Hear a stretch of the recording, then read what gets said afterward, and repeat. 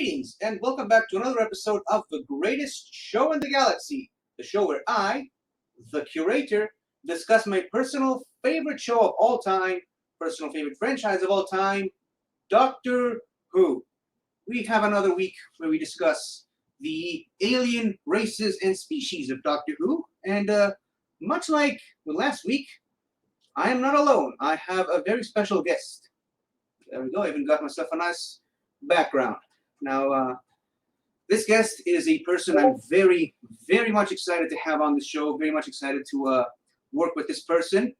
And I reached out to this person a couple of weeks ago, and I am so humble and thankful that they said yes. So, without further ado, ladies and gentlemen, please help me welcome the one, the only, the marvelous Marie Wilson. Hey! Hey, thank you so much for doing this. I know you're mostly a Star Wars person. I know have you checked out Doctor Who at all? Do you know what it is? Yeah, absolutely. My brother actually really likes Doctor Who, so he's shown me a few episodes. And the ones that I remember the most are the adipose fat, the Daleks in general, and the episode with the last human with the face that was stretched out. Yeah. Played by Zoe Wanamaker, who was actually Harry Potter's flight instructor in the first Harry Potter movie. Cool. And, well, like I said, thank you for coming. I'm so happy that I actually convinced you to come to the show. For those of you who remember, the last time me and Marie Wilson were on the same show together, things did not quite go well for me that day. For those of you who missed it, because, well, that video has since been taken down for, shall we call it, Jay Wade-related reasons. For those of you who haven't seen it, this is more or less what it looked like. I have failed, self-destruct, I have failed, destruct, I have failed, destruct,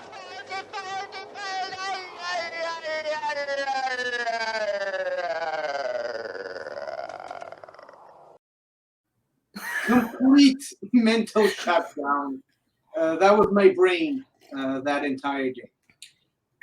Now, as per usual with this show, we start off by mentioning the birthdays of several individuals associated with the show. As per usual, I take a list of about 10 to 15, sometimes 20, and try to water it down a little bit. This was actually a really hard one. This was actually a much, much larger list when I originally started, but eventually I settled with 7 people that I think will be worthy of mention. And specifically because Marie Wilson is here, I decided to class up the joint, and I finally got myself this. That Nice. From weeks that I'll be doing, and kept neglecting it. So without further ado, let's start with the first person. We are counting this down from August 2nd all the way to August 8th, when this episode will hopefully debut, unless Soda has a bit of a malfunction again. So on August 2nd, we have Mr. Greg Austin. He played the character Charlie Smith. Yeah, Charlie Smith on the spin-off show Class. Show that is not very remembered fondly, but I actually really do enjoy it. I think it was a really, really fun, engaging show. On August 4th, we have, apologize if I'm mispronouncing the name, Danai Bennett? Biernut. Danai or Danny Biernut. Again, I apologize for mispronouncing the name. She was primarily a stunt performer and a stunt woman. She was also, I believe, Clara Oswald's stunt double when Jenna Coleman was on the show. She was a stunt double for a very, very long time. On August 5th, we have several people, starting with Wanda Ventham. Sorry, I apologize. Wanda Ventham. I am terrible with names. I apologize, unless they're Doctor Who names. Wanda Ventham. She was in several Doctor Who classic episodes, including The Faceless Ones, Image of the Fendal, and Time and the Rani. She's also Benedict Cumberbatch's mother, by the way. Which Nice. Very, very interesting. Her and her husband were both on Doctor Who classic episodes. And Benedict Cumberbatch did a audio episode, and he tells this interesting story about going out to a restaurant with his parents, and then David Tennant shows up.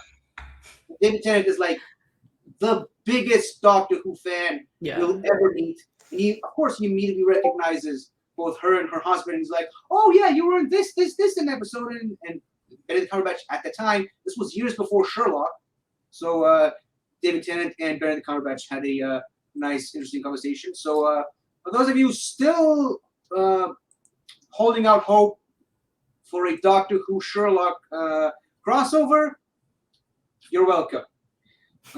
Next, also August 5th, we have Brian Minchin. He was a writer and a producer and a script editor on several episodes. As a matter of fact, the list is just incredible. There's like 31 episodes where he's credited as script editor and about 70 where he's credited as producer.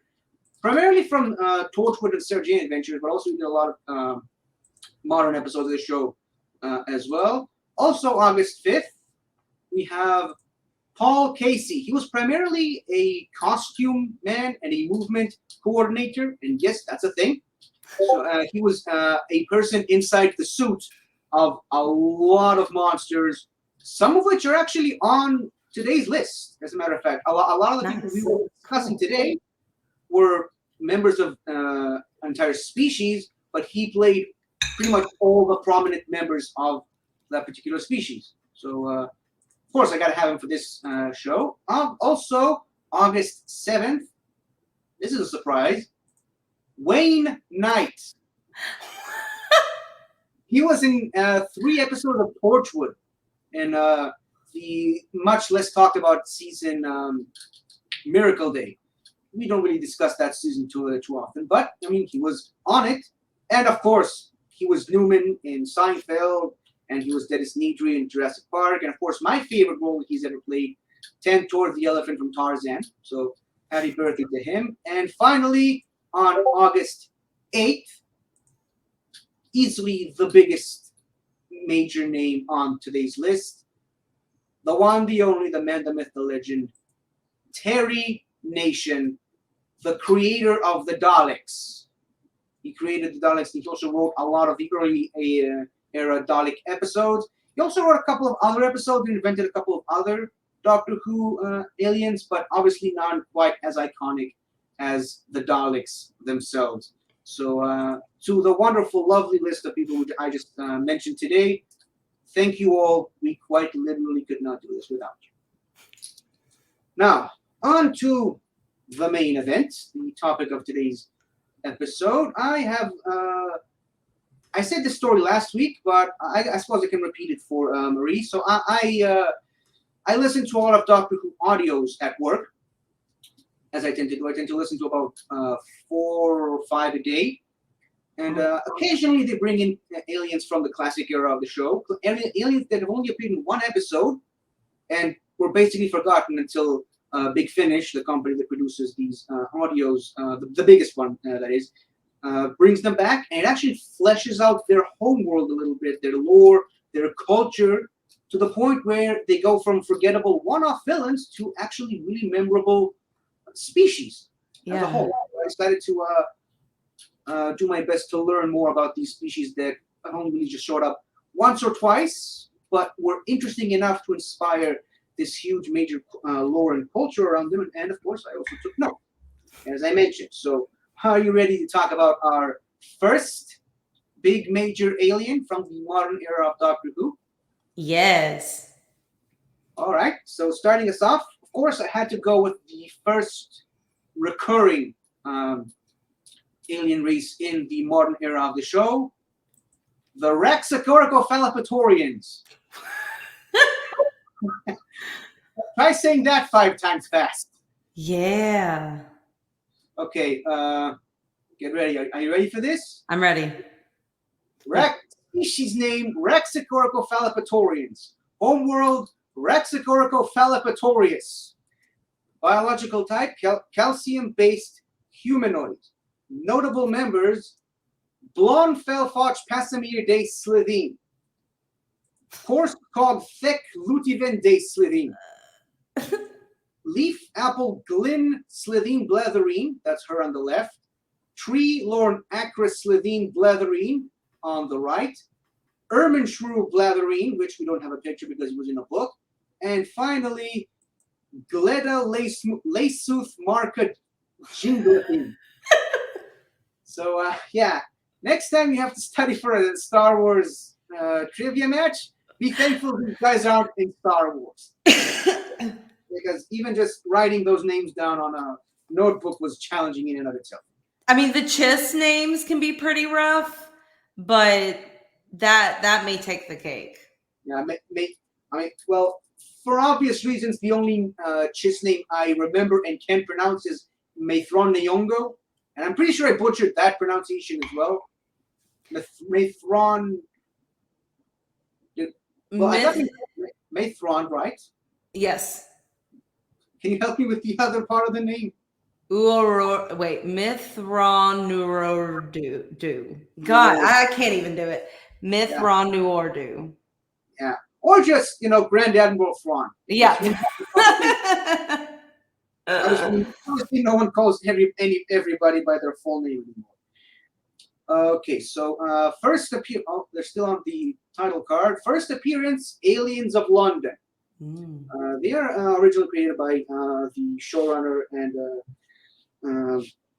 the main producer of Doctor Who at the time, who was also returning for the 60th anniversary specials next year. So here are some of my notes, and I'll also show some pictures whenever it's relevant. They are large and bulky with 3 massively clawed fingers on each hand. They also have, it's not in the picture, but they also have, hold on, let me see, difficult to see, but they also have this fleshy strand on their forearm that sort of extends from the elbow all the way to the wrist.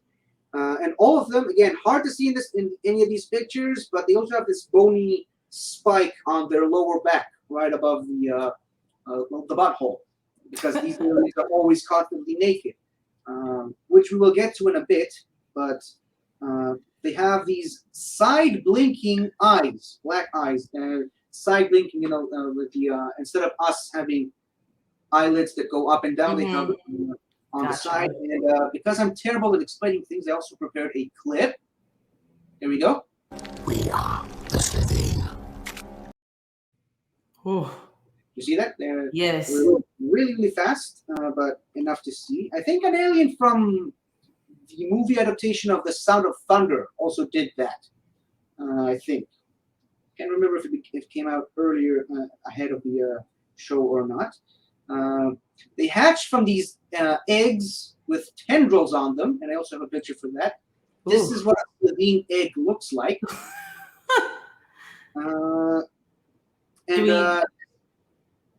Go ahead. Do we know what purpose those tentacles serve? It looks cool. No. Other than that, I don't think it was ever mentioned anywhere. Here's something that I didn't know, and I was actually pleasantly surprised. Well, not pleasantly surprised, but I was actually surprised to learn is that while they're still alive, their skin sort of secretes or rather creates moisture around them. I think you can see that on course here a little bit. And as they get older and really get on in age, their bodies stop doing it, and eventually it calcifies, and they turn to stone when they age past their life expectancy, and they just become statues, essentially, which is actually something that I was not expecting to find about these guys. They have the best sense of smell in the galaxy, by their own admission, obviously, but they are expert hunters with surprising speed. Looking at these guys, you don't really assume they can much run because of how the bulkiness of the costume looks like, but they're actually incredibly fast compared to their size. Like I said, they are hunters. They can really hunt you down. They can smell, or rather, they can determine the location, gender, age range, and emotional state of the prey that they're hunting. They can smell stuff like adrenaline and hormones. They can smell the physical state of bones in a way. So they're born naturally born hunters, and they can also sense the death of a family member. When a family member dies, they experience physical pain, even at a large distance, but not too large. Obviously, they can't feel all the time across different planets, across different galaxies. Because of their calcium-based nature, they are also incredibly, deathly allergic to acetic acid, which can be found in most forms of vinegar. As a matter of fact, if they actually come into physical contact with vinegar in its raw form, they explode. It's a very nasty way to go, and really hope. I mean, we talked earlier. I know you just ate, but I'm sorry to do this, but I also have a clip for that if you're feeling up to it.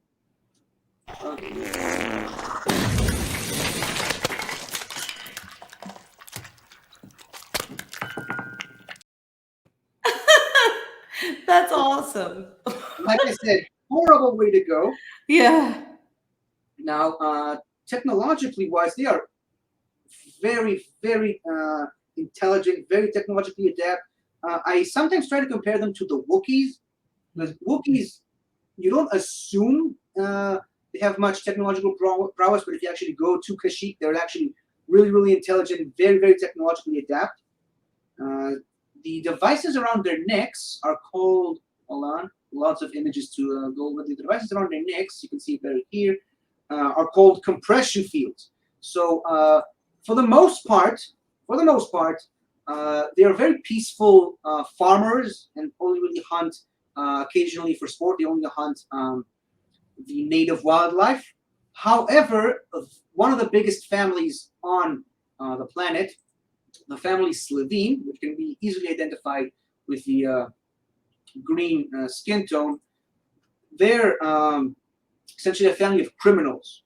And really, when people see these aliens, they immediately think Slovene, as opposed to thinking of Raxiporcophallopatorians, which is the name of the species. The family itself is big enough that it could theoretically be an entire species, but no, that is a common misconception. They are not a species, they are a family. And what this family does, at least in their debut episode, is first of all, they hunted several humans, and they used the devices around their necks, the compression fields. This is really where the gruesome part starts. First of all, they ate the flesh of the humans that they hunted, but mostly the insides of their bodies. They hollowed out their bodies, leaving nothing but skin, and used the compression fields to slightly shrink themselves down a bit and slip inside the skin of the humans that they hunted, using them as human costumes. Suits. Yeah, suits. That was the word I was searching for and had trouble thinking of. But yeah, that's how they disguised themselves as humans, and they basically took the position of known politicians to sort of overthrow governments. The Slovene, like I said, they are a criminal family. They're a family of crime. They go around the galaxy causing havoc and mayhem, trying to use a planet's own resources against them for profit. Hold on. And usually what happens is they tend to give themselves away because the compression field takes an incredibly large being and slips it inside a human body. First of all, at first, they could only really inhabit the bodies of exceptionally large people, exceptionally large human plus-size people. Here it is a picture of Blonde Felfach crawling out of the human skin suit that she was wearing, a politician named Margaret Blaine. And at first, because it was such a big compression, they often, if they got dressed in a rush or just had problems dressing, they had to constantly shift themselves inside the costume and make room for themselves to fit in. And quite often it came in the form of gas exchange, also known as farting. And that's how usually they gave themselves away. And also another indicator is because they're calcium-based creatures, the farts usually had smells of bad breath as opposed to the usual smell that farts usually tend to have, and that is really the best way to identify a Slitheen hiding inside the human bodysuit. Now, obviously, eventually, after a long period of time, they eventually developed technology that allowed them to not only slip inside these suits without giving themselves away with the compression, with the gas exchange, but also they could take over any human body at all without having to worry about their size and will they be able to fit in there, which made them even more dangerous as a result. As I said, usually it was the Slitheen that tended to do that. Certain other families, like the Blatherine, tended to go without the use of skin suits. They were always completely naked, as I mentioned. And there's even a moment in their second episode, World War III, that was the title of the episode, where one discusses the fact that he doesn't really enjoy being inside the skin suits. He doesn't like being inside the skin suits, literally saying, "I need to be naked." And the other Slitheen in the elevator with him, his brother, tells him, "Rejoice in it, your body is magnificent." And considering that they were both created by Russell T Davies, this is pretty much an obvious reference to be comfortable in your own skin. Don't be ashamed to show off your body. Be free to be who you are. And I think that it's a hidden message, but it's a very wonderful one. Yeah. Now, female Raxacoricofallapatorians in death-threatening situations can actually create special types of poison and venom to either kill their prey or attack their predators. They can again, struggling with words today, but they can use that poison in two specific ways. The first is by a poisonous dart launched from their finger, like a projectile, and the other is exhale the entire venom through their lungs and out of their mouths. But again, like I said, only in life-threatening situations. Now, because of the family Slitheen, let's jump a little bit ahead to some history. Where is it? So, on their planet, they're traditionally led by a Grand Council plus an Assembly, which then in turn is led by the Lord Predator.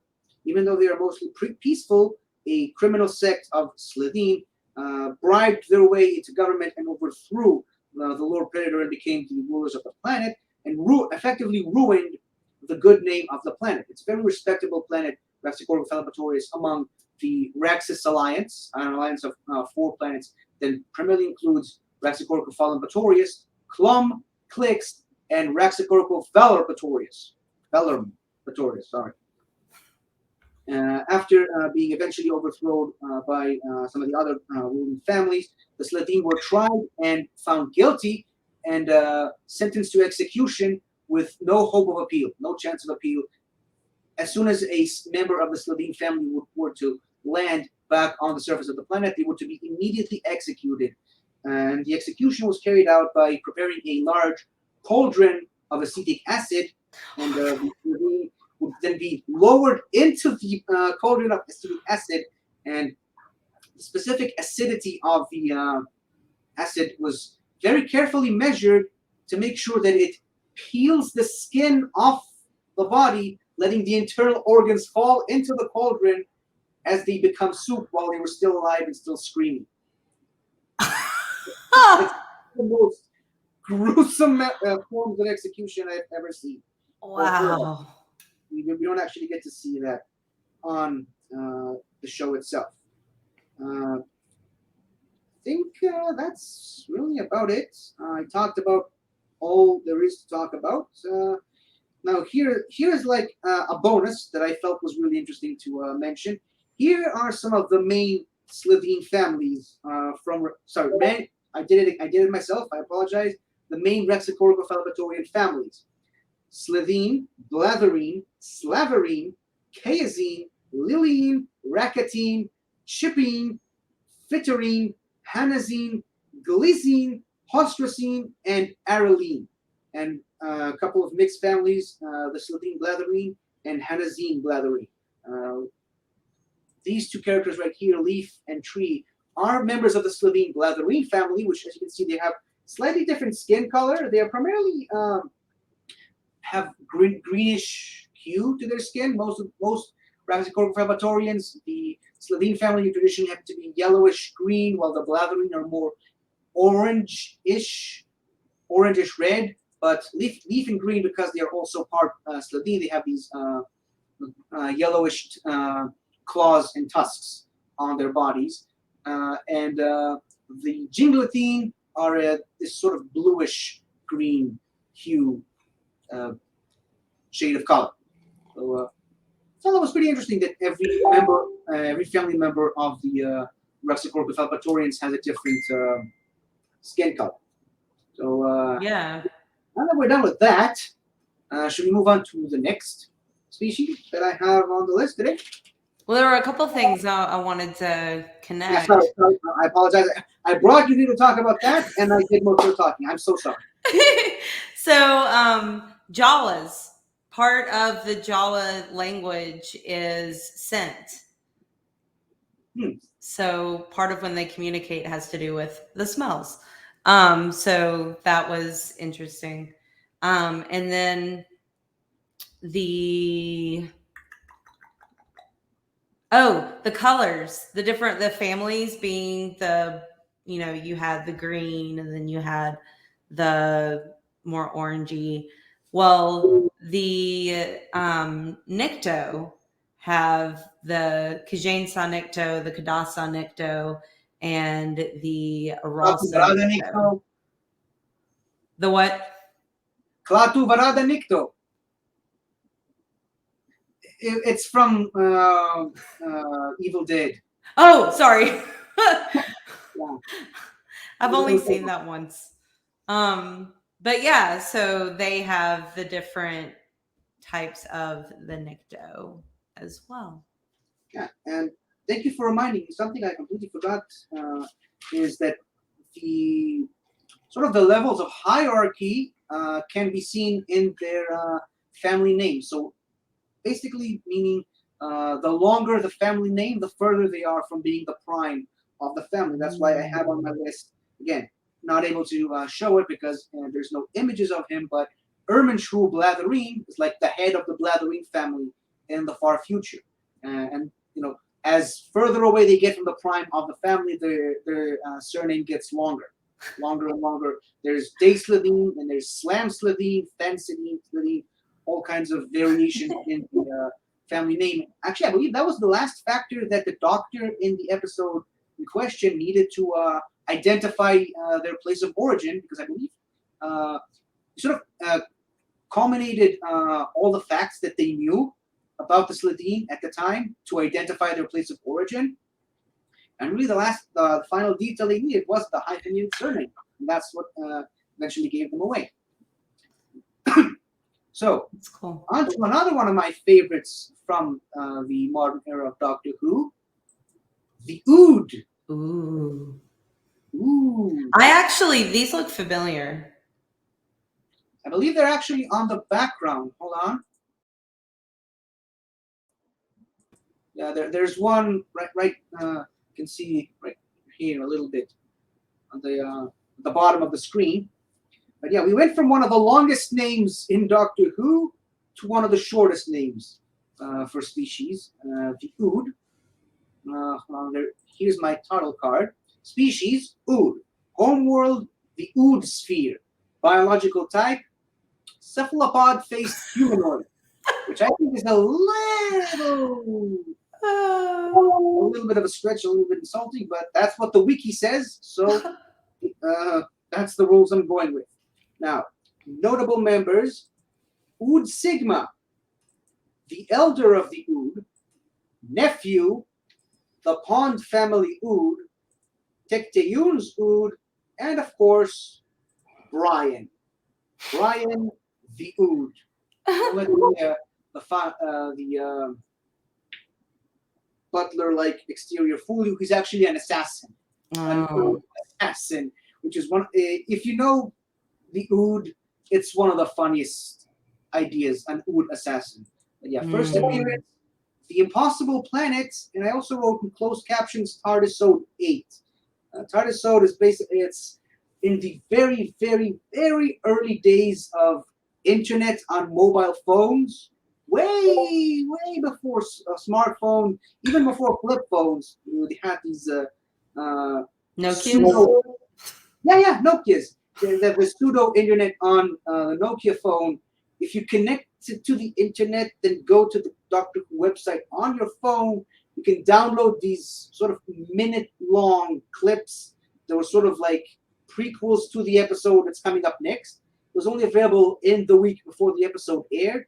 Of course, now they can be found on YouTube, but yeah, that was basically the first time anyone was meant to see an Ood, but obviously the first time they actually made their first full-on debut, where most people saw them for the first time, was The Impossible Planet, and its sort of second half, The Satan Pit. Now, the Ood are mostly peaceful by nature. Here's another bit of a gruesome detail. They have two brains. They are naturally born with two brains, a forebrain inside their head, which is mainly for thinking and telepathy. They are telepathic creatures. And they're also born with a hindbrain for memory and emotion. And you can see them right here in a prison cell. They're holding their second brain in their hand. Oh. That's where the peaceful part comes, is because a creature like that would naturally have to trust anyone it meets because they are very vulnerable and easy to damage and manipulate. Now, here is where some really sad but poignant stuff comes into play. When humanity, that being the second great and bountiful human empire in the 41st century, finally traveled to the Ood sphere, which is another galaxy from Earth. They landed on the Ood sphere. They find the Ood as beasts roaming around in the snowy hills and mountains of their planet. Really, there's no easy way to say this. They took the Ood hostage. They took the Ood captive, and they cut off the hindbrain, which was being held in their hands, and instead they fitted them with these translation devices, because obviously they're telepathic creatures. They communicate with each other through telepathy, but humans can't really understand them, so they fitted them with these translation devices so that they can understand them, and they sold them across 3 galaxies of the second great and bountiful human empire as slaves and servants for humans, which just it's a very their major appearance in Planet of the Ood is a very slavery heavy episode. It very shows you the horrors of slavery. Like I said, it's a very poignant episode, and actually has a lot of interesting commentary on modern day stuff. And even the Doctor makes a slight reference to stuff happening in the modern day when the companion at the time, Donna, makes a reference, says that stuff like that doesn't really happen in her time, which in that case happens to be 2008. The Doctor makes a quick sly comment saying, "Who do you think made your clothes?" Very conscious and self-aware episode. Now, the Ood also have a third function, third brain function. There is the Ood brain. Okay, I'll wait for you to finish this because here we go. Oh. The Ood brain, which is in the center of their planet, is what connects all the Ood together and is sort of a hive mind and ensures that the Ood don't always find themselves in constant battle between the forebrain and the hindbrain, because a creature with 2 brains would have to need something to center both sides of their personality. For the planet, obviously, just being a hive mind, if the Ood brain were to be destroyed, all the Ood would die, and if the Ood brain were to be suppressed, like you see in this picture, the Ood would be emotionally unstable. Eventually, in the year 4126, after 300 years of slavery, and suppression, the Ood brain finally decided to resist the and reassert itself in the subconscious of the Ood, bringing all kinds of different situations to Ood, which I don't think I have a picture of it, but it forces the Ood to sort of react in a way of having red eye, which indicated usually tended to indicate a dangerous Ood, and also made several of the Ood go berserk and rabid and attack their human oppressors, and they even eventually learned how to use the translator as a weapon. They attached it to a person's head and gave it a sort of a electric shock that nullified the electrical activity in the brain. And we also have a clip of that right here.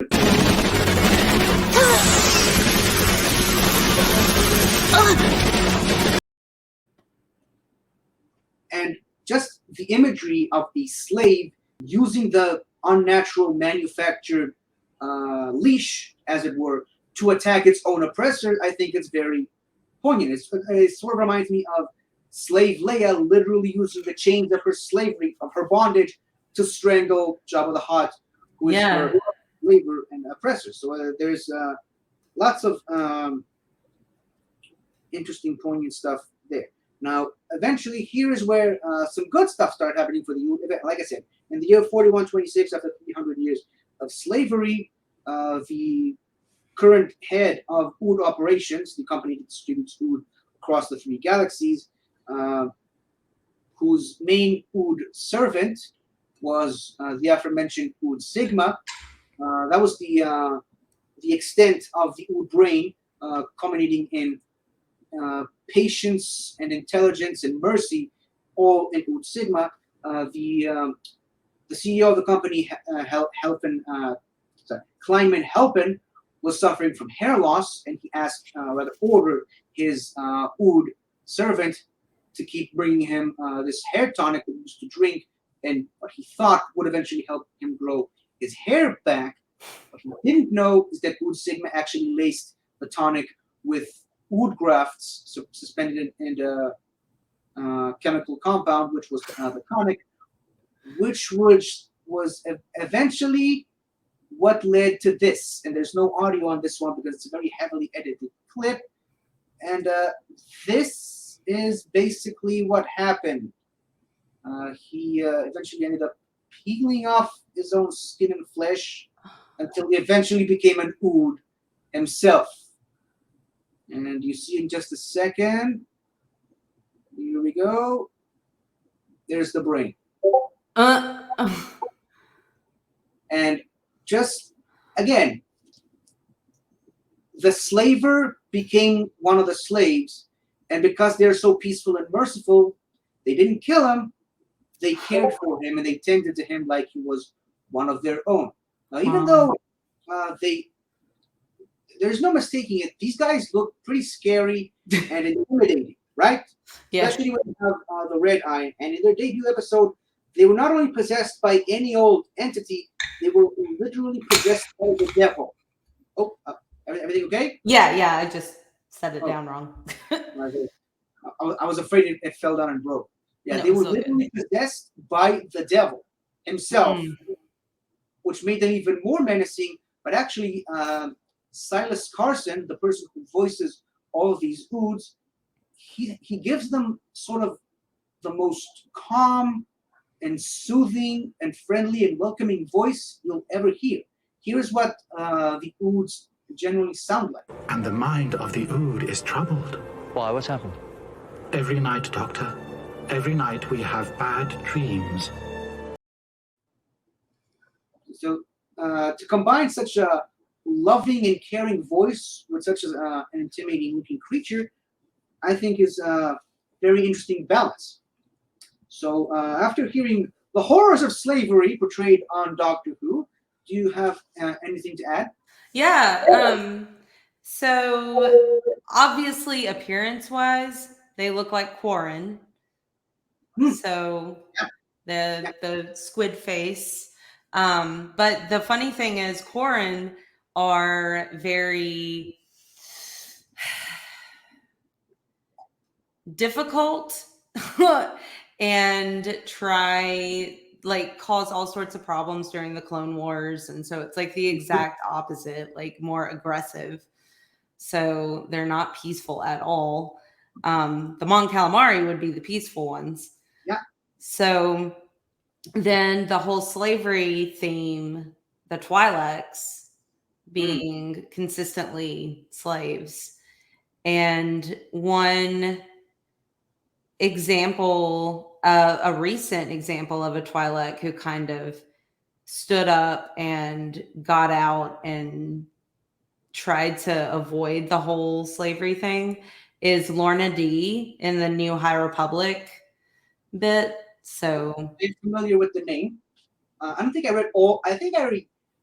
Well, I listened to only the first High Republic novel that came out with the catastrophe, the spaceship that crashed into a planet.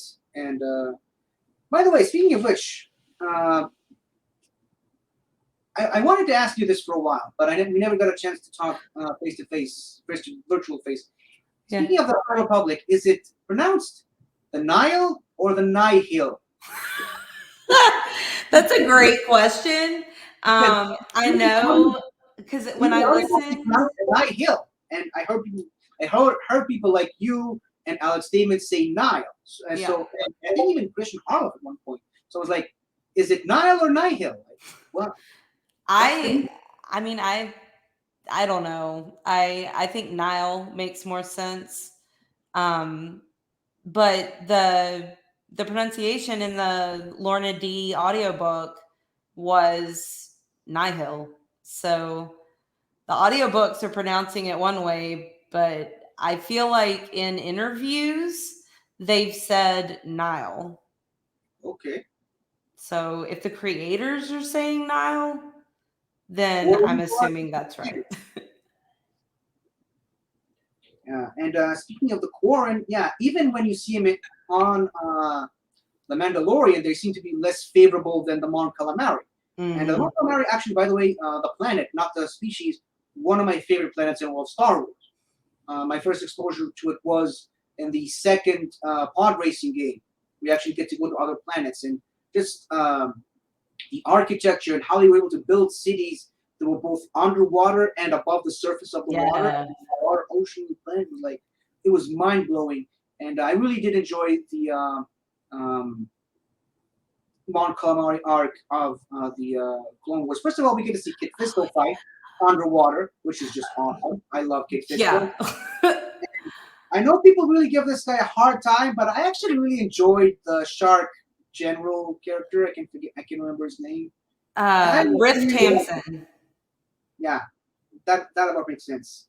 Yeah, I really like that guy. I don't understand when people hate this guy.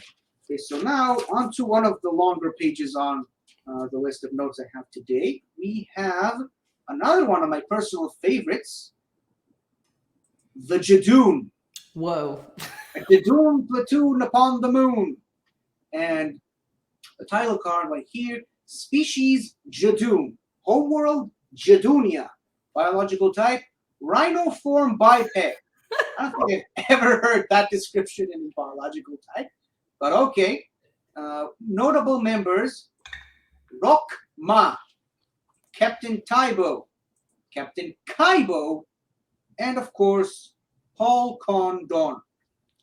So clearly, from appearances, first appearance, Smith and Jones. I always forget that part. Obviously, from appearance alone, they are large, rhino-headed humanoids in thick black armor. They have two horns on their heads, just like all rhinos.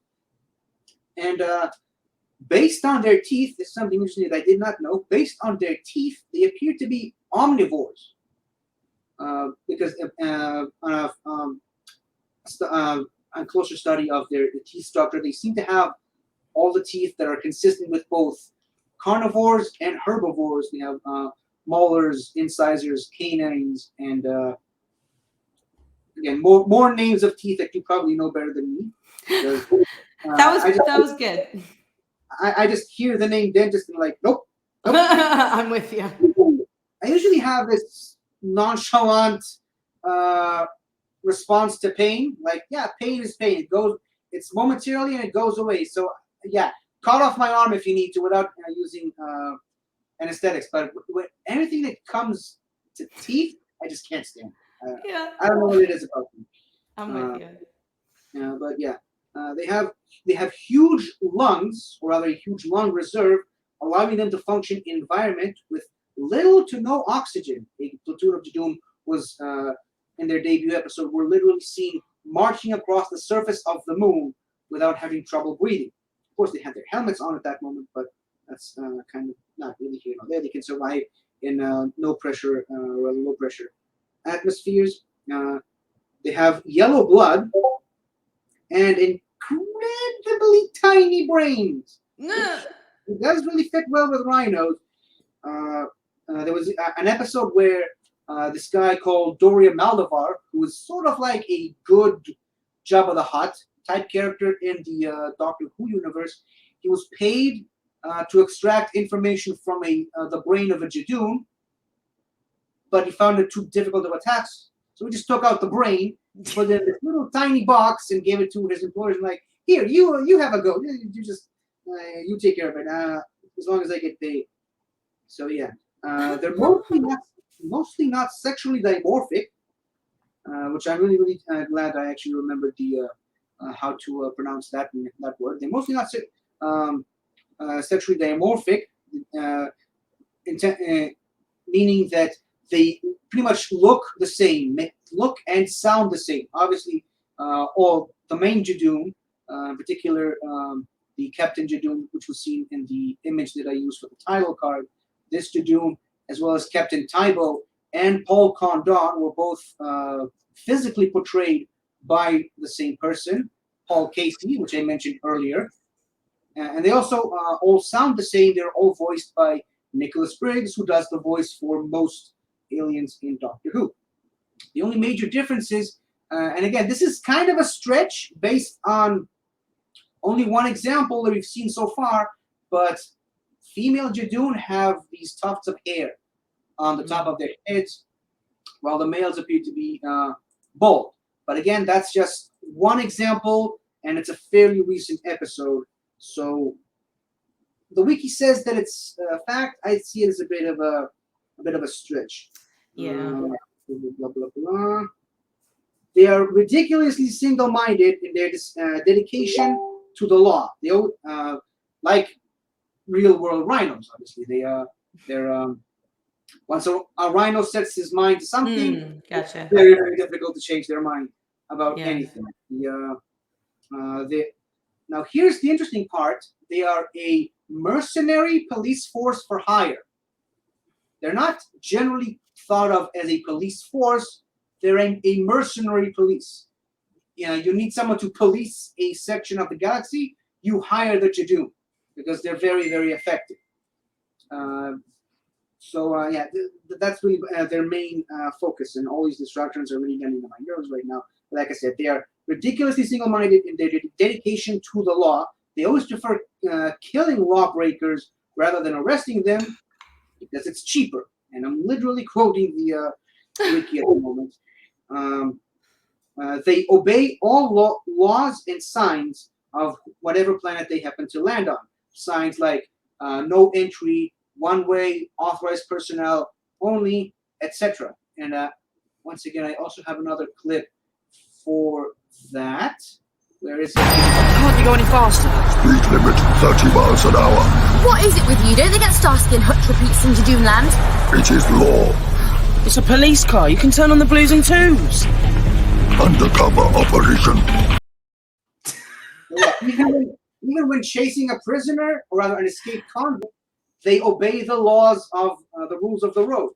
And every Jadoon is trained to operate any mode of transportation, like from a bicycle to a spaceship, any form of transportation possible. I think I might have skipped a couple of rows on my notes here, but yeah, their language is primarily based on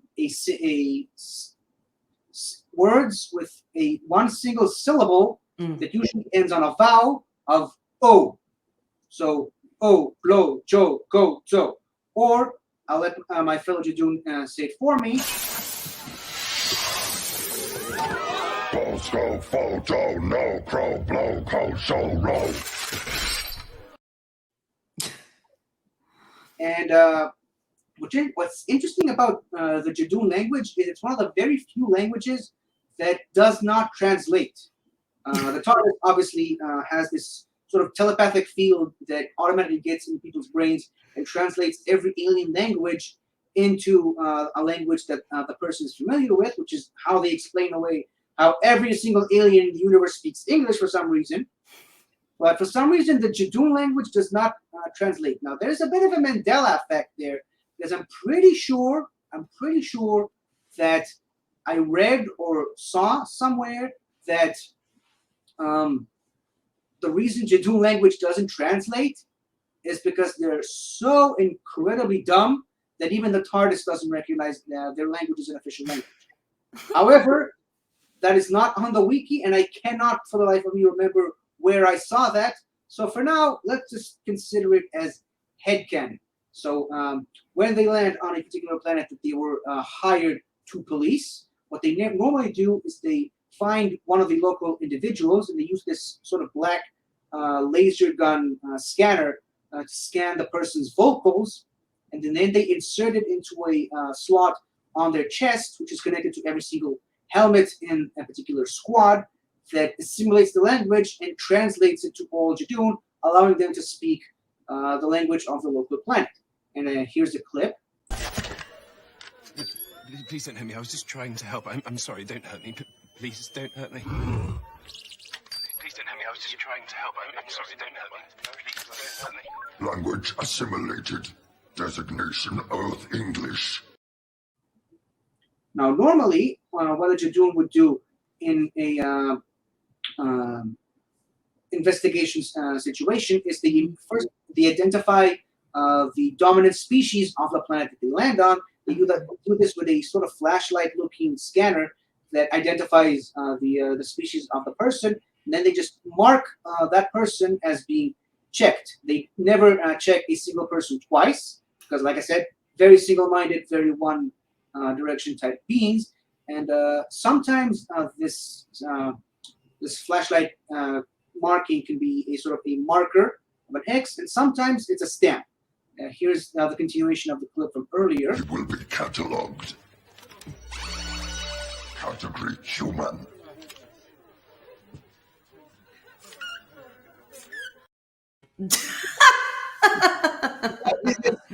Giant brute of a creature. This tiny little marker. Okay, here we go. Next. That was fabulous. So since they don't have jurisdiction on planet Earth for a really large and complicated reason that I decided to not to add to this note because it will be too long, they don't have just jurisdiction on planet Earth itself. So they employ technology called an H2O scoop.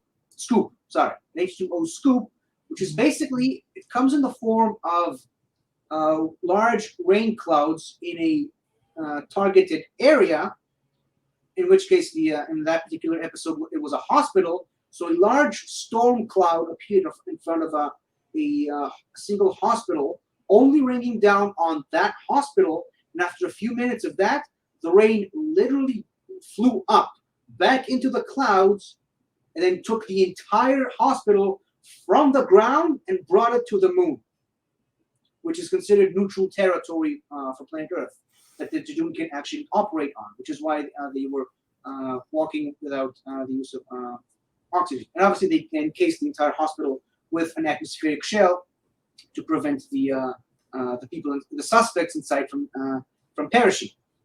Here's another, like I said earlier, the language of the Jadoon does not translate. However, when in these such situations, the Doctor himself familiarized himself with pretty much every language in the galaxy, which led to this wonderful moment. Scopo, tro, no, fro, jo, ko, fo, to, do. No, bo, ho, sho, ko, ro, to, so.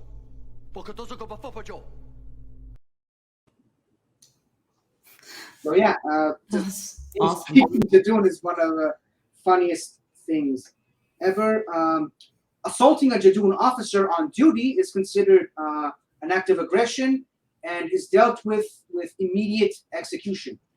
They're being trialed in that very same moment. They're being trialed, determined guilty, and no help, no chance of appeal, and executed on the spot with the ray gun that fires sort of red beam that disintegrates the criminal on the spot. Like I said, they prefer killing lawbreakers rather than arresting them to avoid the paperwork. So they try not to do the paperwork if they can avoid it. And also, final thing here, their favorite form of sport is called nuke ball, which is forbidden to play on their home planet for fear that it might wipe out the entire population. Can you repeat the name of that? Nuke ball. Okay, yeah, that's what I thought you said. Nuke ball, which, like I said, forbidden to play on their home planet for fear that it might wipe out the population. However, some Jadun do play it illegally on other planets. And final note here, apparently, their chocolate is considered high quality. Oh, nice. So, yeah, you have something positive to say there. Anything you would like to? Is there a? I know there's Chevin, but is there a rhinoceros species in Star Wars? I was trying to think of one the whole time, and I can't. I mean, the closest you get is a hippo-like thing in the Happabore, but nothing that is rhinoceros-like. The only thing in my realm of nerdism that I could compare it to is Rhyhorn. One of my favorite Pokemon, by the way. So yeah, I don't know. And then I was trying to think of like a species that had similar attributes, personality-wise, and all I could think of were like stormtroopers, which isn't a species, but stormtroopers, and Tampasla. Sorry? Tampasla. He's from Milvain. It's a character. He's from Milvain and is super, like, Milvain as a planet actually is very, very into the law. You follow the law, and all punishments are super severe. So that the planet can be compared to these guys. Interesting. What about yellow blood? Does yellow blood in Star Wars? I don't know. I don't think I've come across it. I feel like I've come across green blood, but not yellow. That's pretty common, but yellow blood is very rare, even amongst sci-fi. Yeah. Even to get Jadun to bleed, character literally smacked the Jadun in the head with an iron beam from construction. And all it really did was it was like Thanos in Infinity War, all that for a single drop of blood. Oh my god. Obviously, because they have tiny brains and huge heads, the beam didn't really do too much damage because they have very tough skulls like T-Rexes. Mm-hmm. So all it really did is just disorientate him for a little bit and cause him to bleed a small drop of blood. That when you see it in the episode in question, it kind of looks like a squirt of mustard, like someone spilled mustard on his face, because it's yellow blood. It's very thick. That's the word. So we'll end on one final funny clip from a Jadun from Captain Tybo, and we'll move on to the next. Attention! Noise exceeds permitted levels. Turn down.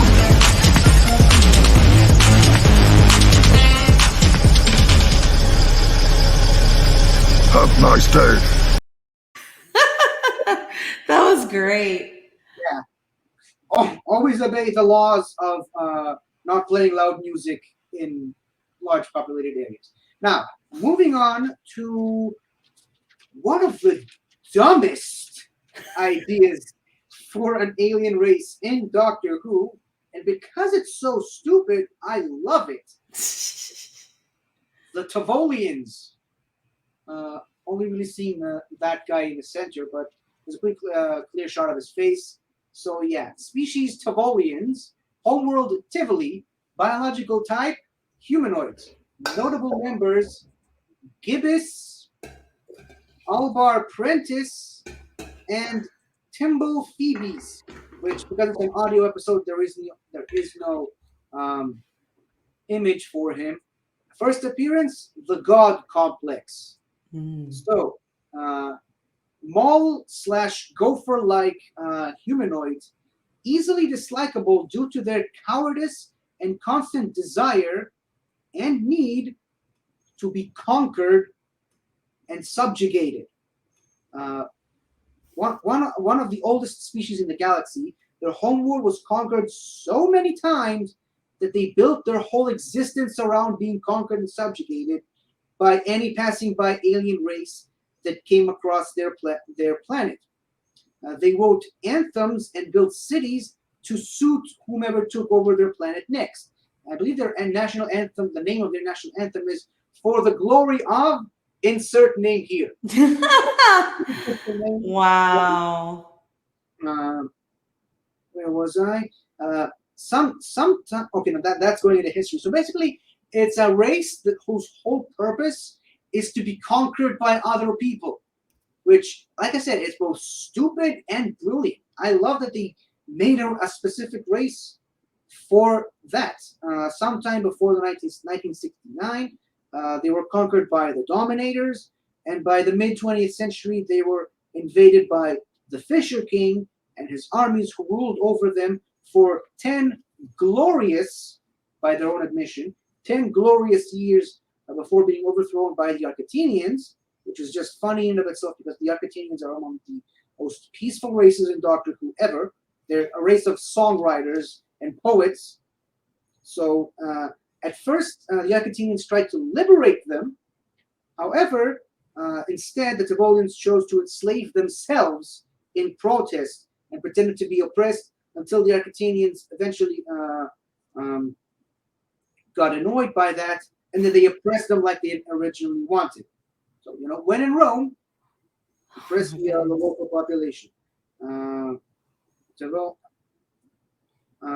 One of their main projects was to install lots of trees in the highways and pathways of the cities so that invading armies could march in the shade as opposed to in the sun. Again, they're thinking of whoever's going to conquer them next. They normally survived by outliving their conquerors, and occasionally had an underhanded side to their cowardice, being capable of being easily persuaded to go against the wishes of others to ensure their own survival. They were willing to submit their allegiance to anyone who seemed to be superior to their current rulers. Not much to say about these guys. They're the biggest pushovers in the galaxy, but the fact that they've survived this long by asking to be by immediately submitting and not fighting back, I think that speaks volumes. That reminds me of I had to look it up real quick and refresh myself, but the Patatites in the Clone Wars, the teeny tiny little people that that put ropes across C-3PO and R2-D2, enslaving them, and then when they were freed, they accidentally killed Jesus, their leader, and the Patatites were immediately, their response was not like, yeah, we're free. It was like, yay, you're our new leader. And eventually C-3PO convinced them to vote and start a democracy, and that just caused a huge argument. And C-3PO was like, we're leaving now. But they clearly wanted a firm leader. Mhm. The need to be to have a leader or an authority figure in society is what you said. Yeah. I gotta be completely honest. I do not remember that episode. I think I might. You talked about it, and I think I saw fragments of it in my mind. But it's been such a long time since I've seen the Clone Wars. I think it was before my military days, which amounts to around 10 years ago. So yeah, I desperately need a rewatch of all of Clone Wars because Yeah. when you said tiny people, my brain immediately thought of Meber Gascon, but obviously that's not who you're talking about. Yeah. Was it like a one-off, or it was a 4-episode arc like most Clone Wars episodes? It was I think it was one episode where it was basically the adventures of C-3PO and R2-D2. Mm. And there was actually another race in that episode, the Bal Nab, that were enslaved by pit droids, but they didn't know it because the pit droids were doing this like holographic display pretending to be one of the members of this species. But it was really funny when they got found out. Here are the, let's see. Here are these guys. Okay, that does look familiar. It Yeah. looks familiar, but I can't remember the episode itself. Like I said, 10 years ago. A lot has happened. Hell, a lot has happened in 2 years, as a matter of fact. Yeah. Tell me about it. Now, moving on to a race that sadly hasn't really appeared all that much, but I think it's a crying shame because I find this species to be very, very fascinating and interesting. The Stenza. So far, I've only seen 2 episodes, but mentioned in at least 3. Going to the title card, species Stenza. Homeworld, the Stenza homeworld. Biological type, humanoids. Notable member, not members, because so far we've only seen one, Zim Shah, or as he's more prominently known as Tim Shaw. Tim Shaw. Tim Shaw. Tim Shaw. It was one of the funnier moments of that episode where she constantly calls him Tim Shaw, even though his name is Zim Shaw, and it just became a running joke in the episode. And first appearance, the woman who fell to earth. And like I said, notable member, Zim Shaw, also known as Tim Shaw by the Doctor. Well, this is actually the longest they've written. I don't think I'll get to all of this, but a warrior race and self-proclaimed conquerors of the 9 systems, based 5,000 galaxies away from the Milky Way. They have cold skin and can easily kill humans by touching their hands to their face and freezing them to death. I'll take him off the screen. And the thing is, after they kill anyone or anything, they perform what is called as the ritual of the Stenza, which is where they removed their victim's teeth and grafted into their own face. Which is why, if you look at Tim Shaw here, his face is covered with teeth of other creatures that he's killed. The more teeth that a Stenza has on their face, the more revered they are because they killed more people. So they're basically Doctor Who's version of the Predator, which is why I'm fascinated to learn more about them. When traveling to planets with warmer climates, they wear armored suits for personal protection and to maintain their body temperature. They have hive minds collecting their collective knowledge that anyone can access, even if they've been separated far away from their own kind. They are vicious hunters, known for their tricky and underhanded tactics. Once a Stenza leader is dead, in order to decide who the next leader will be, an individual is given a task, is randomly selected a trophy from a randomly selected world to collect, and then they immediately send that individual, which, based on the number of teeth they have on their face, is next in line to be the leader. They're then supposed to hunt down that trophy, bring it back alive to the Stenza homeworld, and sort of freeze him in a sort of grass between alive and dead, and kept in the trophy room on the Stenza homeworld. Now, in order to gain access to landing on a planet, they sent what's known as a contract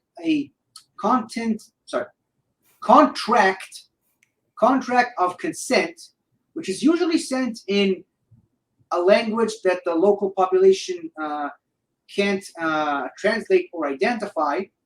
That's really how they get you. They usually tend to target primitive planets with little to no interstellar travel, little to no knowledge of interstellar travel. They sent this sort of holographic contract asking consent to land on the planet, and because it's in a language that no one can understand, they usually just say yes by pressing on the contract itself, which then leads to a pod landing on the planet with the Stenza warrior inside it. And that's really how they are able to land on most planets. Now, the ultimate goal of the Stenza is to freeze entire civilizations in a sort of stasis like that. But so far, they have not yet realized the technology to do that. Now, usually when they conquer a world, they cleanse the population, killing most of it, and using the remaining populace to build weapons for them, weapons for the Stenza war machine, which primarily includes sniper bots and remnants, which are these sentient cloth pieces that strangle people, as well as flesh-eating microbes in the water supply. And then they generally tend to leave the planet, leaving the sniper bots, remnants, and flesh-eating microbes as the only trace of life on that planet. They have known to conquer several planets in the 12 galaxies. Not to say that they've conquered 12 galaxies, it's just the 12 galaxies is a known region in the world of Doctor Who that a lot of stories take place in, and they just conquered several planets in that general area. And yeah, like I said, there are a lot of things here, but I think I've said all the really important stuff. Yeah. Do you know what alien I'm thinking of that these seem a lot like? I'm guessing it's not the Predator. No. Trandoshans. Really? Oh yeah, that does make sense. Because they're hunters and they keep Wookiee pelts as trophies. Wow. So they don't embed them into their skin, but they carry them with them. So Well, I knew that their favorite species to hunt are Wookiees. I didn't know they kept the pelts. That makes them even more badass. yeah, their Trandoshans are pretty. There's actually in Dr. Aphra, there's a female Trandoshan who's peace loving, and it's the weirdest thing. But because most are very, very aggressive, and I mean, Bosk is the stereotypical Trandoshan.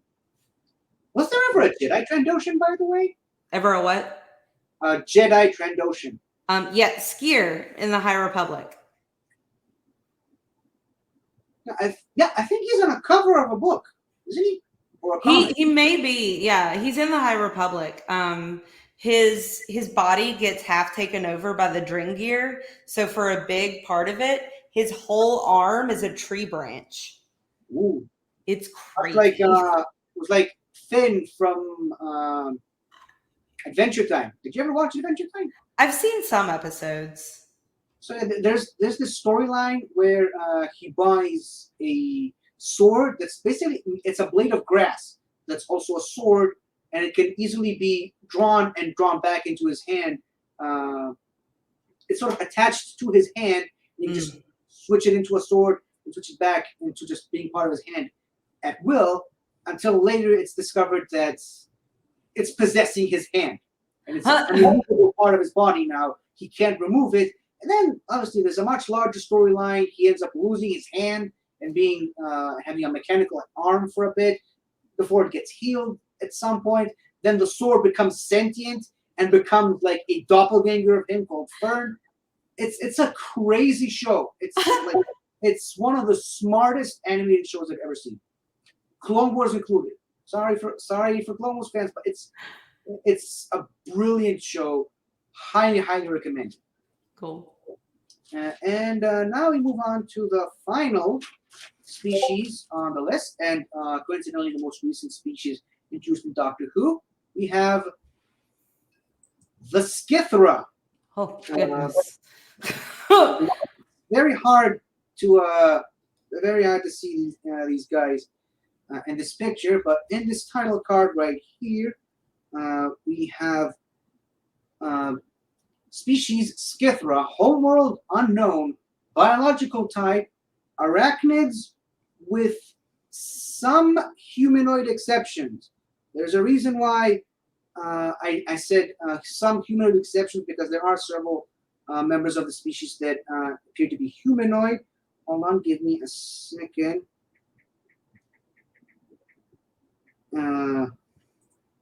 I have a match tonight, and I'm kind of running late, so I'll just try to speed along. Hold on. Live television, folks.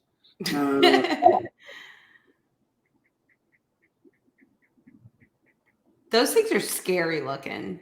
Like real freaking scary. Yeah, they're basically, here's a picture. There's giant scorpions. They're giant scorpions. And here we go. Notable members. The queen of the Scythera and the rogue Scythera queen.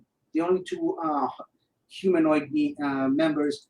Their first appearance, Nikola Tesla's Night of Terror. For some reason, even though the majority of the species are scorpion-like, the only humanoid members of the species appear to be the queens. For some reason, here's the queen in her full body armor, and here we see the rogue queen battling a few drones. Now, although mostly entirely scorpion-like, a queen of a Scythera brood had a humanoid appearance. Members of a Scythera brood were completely loyal to their queen, I should say, and would obey without question anything she said.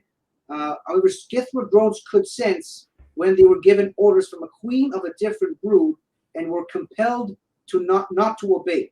If a queen would die, her drones would die, obviously, because they're a hive mind. They can fire energy beams from their stingers, which their stingers appeared to be green when charging energy and red when ready to fire. The energy beam was very electric in appearance, and because they had no technology of their own, they were scavengers. They believed themselves to be superior to everyone else, and that's why they felt it was their obligation to steal technology, or their permission to steal technology from all other races that they claim are inferior. That's why Scythera ships usually tend to be stolen ships from other species and sort of built together, much like Chopper in a way, from bits and pieces of other species. And whenever part of their technology used to break down, rather than fix it themselves because they have no technological skill whatsoever, they usually would just steal and kidnap an engineer from a nearby planet to fix it for them. And if the engineer proved to be ineffective, they would just kill them and move on to another planet and steal another smart, intelligent engineer. That's why they tried to kidnap Nikola Tesla. Oh, gotcha. They appeared in. Eventually, at some point, they also stole technology that allowed them to disguise themselves as humans. However, they could not disguise their red eyes. That's why they wore sunglasses to hide their true appearances. A little bit better than the Sladeen. And in this disguised form, the energy beams that they fired from their stingers came out from their hands. And in this picture right here, you can sort of slightly see disguised humans with the red eyes turning into the Skithra. Yeah, so far, like I said, it's the most recent species, recurring species, I should say, introduced in Doctor Who. It was seen in one episode with Nikola Tesla, and they brought it back for a comic book storyline involving Nikola Tesla and Thomas Edison, and that is where a majority of their lore actually came into play. So, what do we have to say about the Skithra? The only species, this species is not sentient, but the lilacs. Ooh, the lilacs. Yeah, I remember the lilacs. Ryloth. From Ryloth, yeah. Yeah. From the Lords of the Sith novel. Yes. That ridiculously long battle that went on for like 50 pages. Yeah. And what Darth Vader did to the Lilac Queen, holy crap. Like, we talked about the Sladeen earlier. What a way to die. This might take it. Because at least with the Sladeen, it's quick. But the Lilac Queen is like, oh my goodness. The ruthlessness of Vader and Palpatine is just unparalleled. Interesting enough, I thought you were going to mention the spiders from the Rebels. What's the name of the planet where the Bendu, played by former Doctor Tom Baker? Yeah. What's the name of the planet? Not Gorel, that's a different planet. Yeah. Adelon? You know better than me. I'm pretty sure it's Adelon. Yeah, I mean, we said the Bendu lives there. That's a pretty big giveaway. Yeah. Yeah, I mean, a little bit, but I don't think, but they're not as vicious looking. Those guys aren't as vicious looking. Like, vicious looking to me. These characters that you just showed me, they are vicious looking. Yeah, and also I am very much abrasive towards scorpions because I got stung by one when I was in the military. So oh gosh, that's automatically a trigger for me. Yeah. Scorpions that can fire energy beams from their stingers. That No, looks thank you. No, thank Yeah, you. it looks like a Terminator scorpion. Yeah, it does. It does. Wow, I can't believe I never thought of that. But at least the queen ended up being a good person. Adorable. Well, she's a really good person. She's one of my favorite characters from the 13th Doctor era. She was a really good person. That's and cool. Side note, the other Skithra queen was played by Anjali Mohindra, which she played character in the CRGN Adventures, which we saw earlier in the Jadoon clip. Alana played part of it. Can't you go any faster? Speed limit 30 miles an hour. What is it with you? Don't they get Starsky and Hutch repeats in Jadoon Land? It is law. So the girl, that's her when she obviously grew old. And she's also Anjali Mohindra. Fun fact, is also married to Sasha Dhawan, who plays the Master on Doctor Who. It's all in the family, and she's getting her own spin-off movie very soon. Yeah, very lovely person, human being. But that is a story for another day. I think we've already gone on long enough, and my match was supposed to start already. I already told them that I'm running late, so let's wrap this up. First of all, thank you. Thank you so much for coming. I would love to have you on again. Hopefully, I will have more time to talk. I would love to have you on the planets. Yeah. But we'll talk a little bit after the show. So, where can the people find you? People can find me at Alia Morgaine on Twitter, and they can find me on Afra's Artifacts on YouTube, which is my queer Star Wars YouTube channel. And I am taking the month of August off because I'm getting ready. I'm ending the crazy summer at work and starting back to school. So that's going to be interesting while working a full-time job. So I'm taking August off, but I'll be back in September with more Afros Artifacts. And then, of course, you can catch me on Let's Talk About Star Wars on YouTube. I mentioned that show all the time on this show.